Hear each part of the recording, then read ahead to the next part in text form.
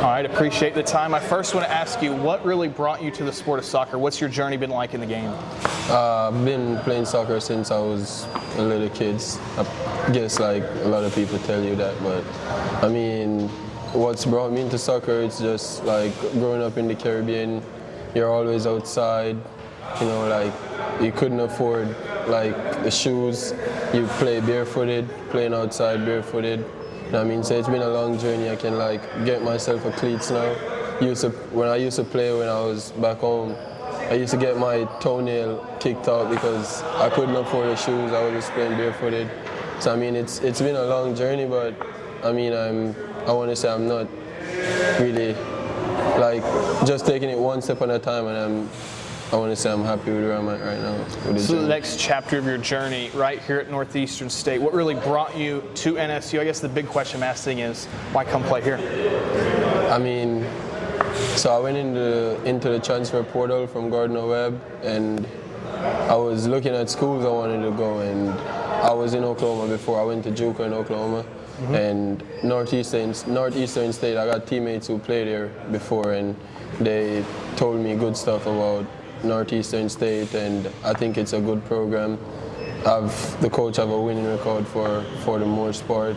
I've played with Ryan at club level, and he always talked good about Northeastern State, so I mean, that's what brought me here. And so you already brought it up, you know, transfer, you've played at the collegiate level before, you've done JUCO, you've done Gardner-Webb.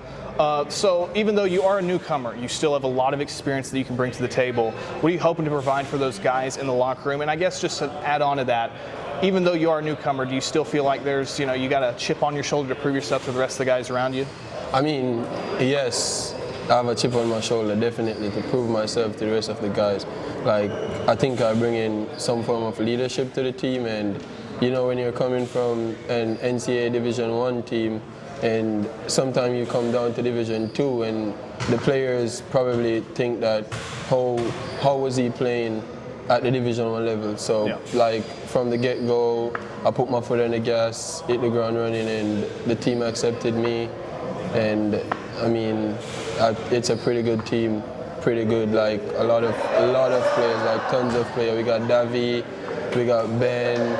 Players that could definitely play at the Division I level. It'd probably be because they didn't get the opportunity or what, but we have like good quality players. Even our freshmen are like good quality players. We got Mateus, he playing midfield, like he's one to look out for.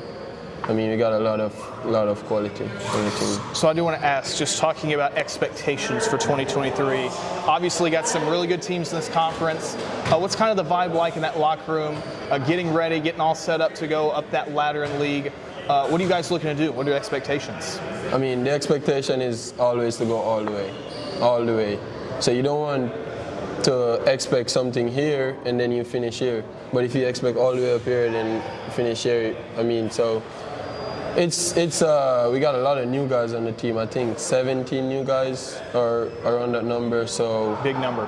Yeah, we got to like, we're still gelling, still trying to get the chemistry right, still trying players in different spots and stuff.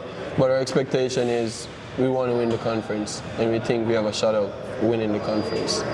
So I do want to ask, talking about just kind of the life of a student athlete. We've already talked about your experience. You played D1, you've done JUCO, now at D2, but you're accustomed to that kind of experience of balancing the student life and the athlete life. What are some areas, though, of that life that perhaps those on the outside don't know that much about?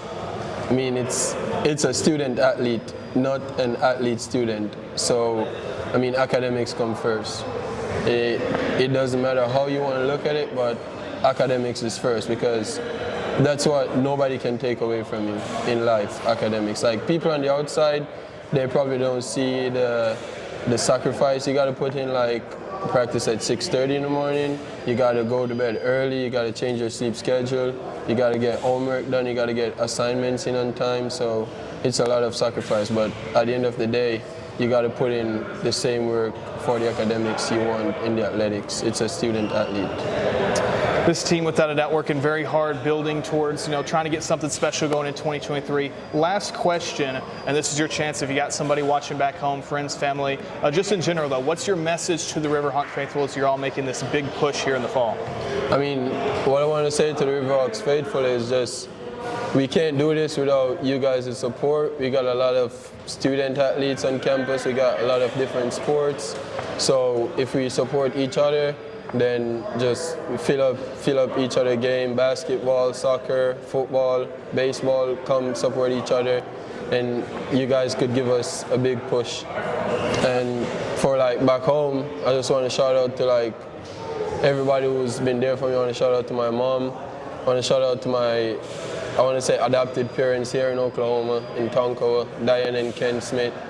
Big thank you to you guys, my sponsors back in Jamaica, Nigel Walker and Joseph Halstead. I want to say thank you to you guys. It wouldn't be right here without you guys. All right, that's a great way to end it off. Thank you for your time. Best of luck on the season. All right, thank you very much.